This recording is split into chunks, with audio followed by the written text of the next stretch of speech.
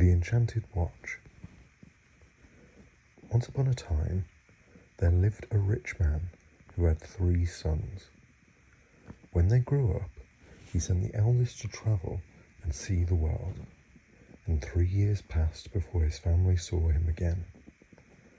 Then he returned, magnificently dressed, and his father was so delighted with his behaviour that he gave a great feast in his honour, to which all the relations and friends were invited. When the rejoicings were ended, the second son begged leave of his father to go in his turn to travel and mix with the world. The father was enchanted at the request and gave him plenty of money for these expenses, saying, "If you behave as well as your brother, I will do honour to you as I did to him."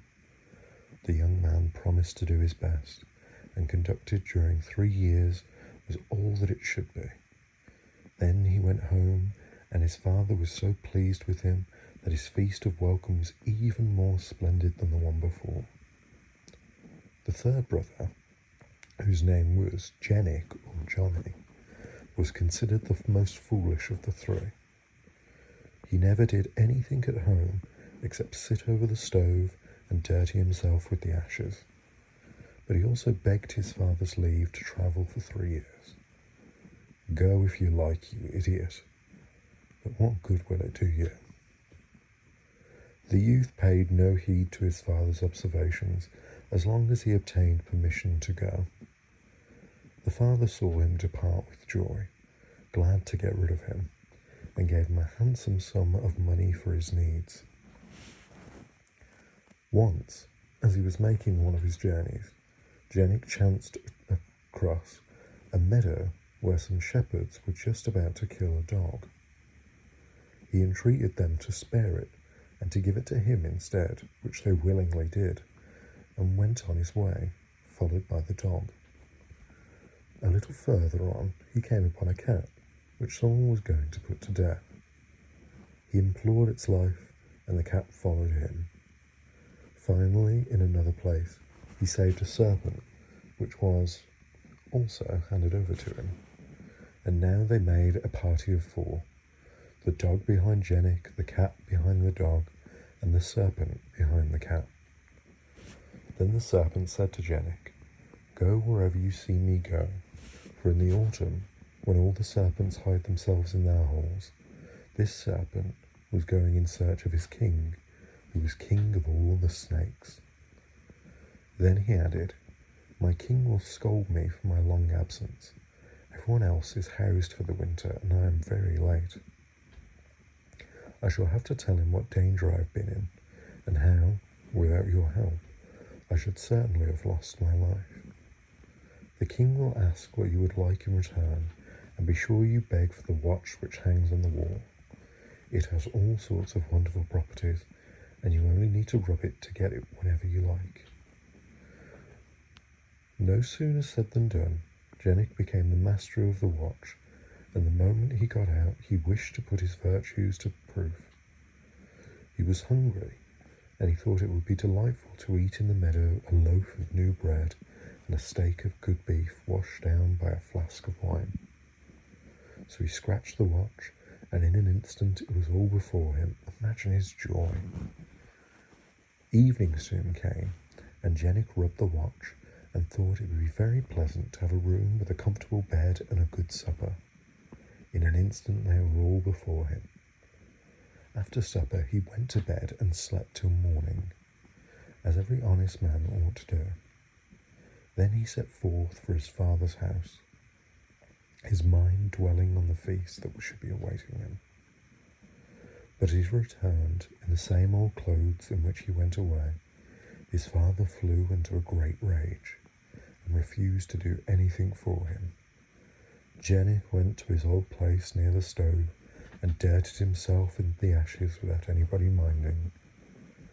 The third day, feeling rather dull, he thought it would be nice to see a 3-story house filled with beautiful furniture and with vessels of silver and gold. So he rubbed the watch, and there it was. Jennick went to look for his father and said to him, "You offered me no feast of welcome, but permit me to give you one, and come and let me show you my plate." The father was much astonished and longed to know where his son had got all this wealth. Jenik did not reply, but begged him to invite all their relations and friends to a grand banquet. So the father invited all the world, and everyone was amazed to see such splendid things, so much plate, so many fine dishes on the table. After the first course, Jenik prayed his father to invite the king and his daughter, the princess. He rubbed his watch and wished for a carriage ornamented with gold and silver and drawn by 6 horses, with harness glittering with precious stones. The father did not dare sit in this gorgeous coach, but went to the palace on foot. The king and his daughter were immensely surprised with the beauty of the carriage, and mounted the steps at once to go to Jenik's banquet. Then Jenik rubbed his watch afresh, and wished that for 6 miles the way to the house should be paved with marble. Whoever felt so astonished as the king? Never had he travelled over such a gorgeous road. When Jenik heard the wheels of the carriage, he rubbed his watch and wished for a still more beautiful horse, 4 stories high, hung with gold, silver, and damask, filled with wonderful tables, covered with dishes such as no king had ever eaten before. The king, queen, and the princess were speechless with surprise. Never had they seen such a splendid palace, nor such a high feast. At dessert, the king asked Jenik's father to give him the young man for a son-in-law. No sooner said than done. The marriage took place at once, and the king returned to his own palace and left Jenik with his wife in the enchanted house.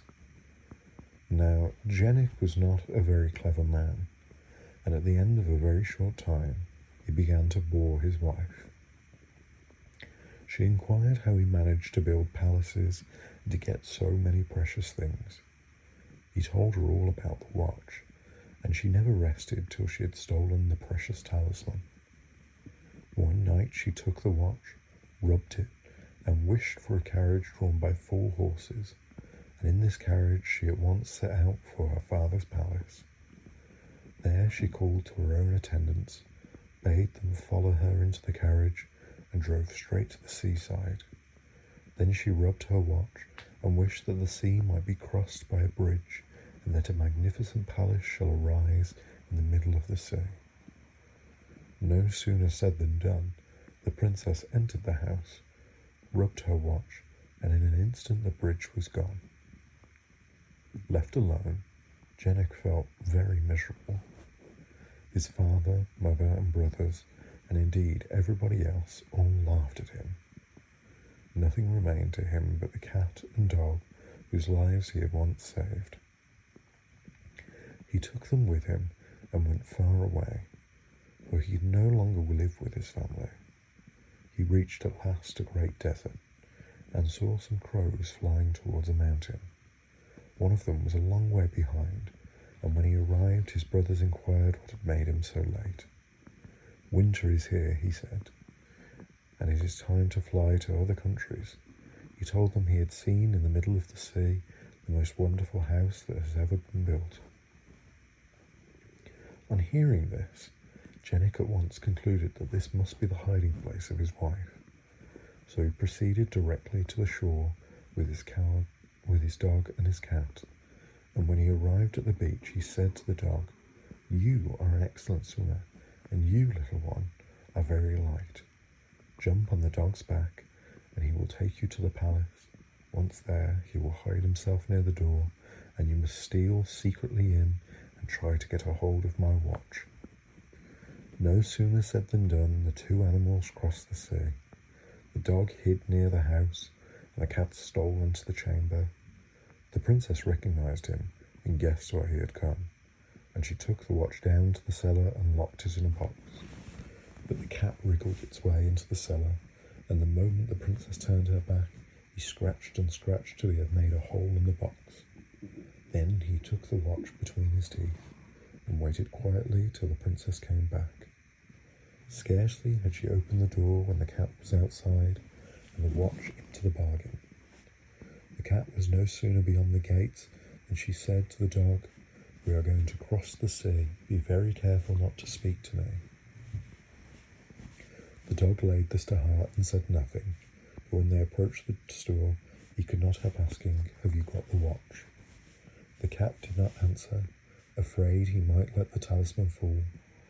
When they touched the shore, the dog repeated his question. "Yes," said the cat, and the watch fell into the sea. Then our two friends began to accuse each other, and both looked sorrowfully at the place where the treasure had fallen. Suddenly a fish appeared near the edge of the sea. The cat seized it and thought it would make a good supper. "I have 9 little children," cried the fish. "Spare the father of the family." "Granted," replied the cat, "but on the condition that you find our watch." The fish executed his commission, and they brought the treasure back to their master. Jenik rubbed the watch and wished that the palace, the princess and all its inhabitants should be swallowed up by the sea. No sooner said than done. Jenik returned to his parents, and he and the watch, his cat and his dog, lived happily to the end of their days. The end.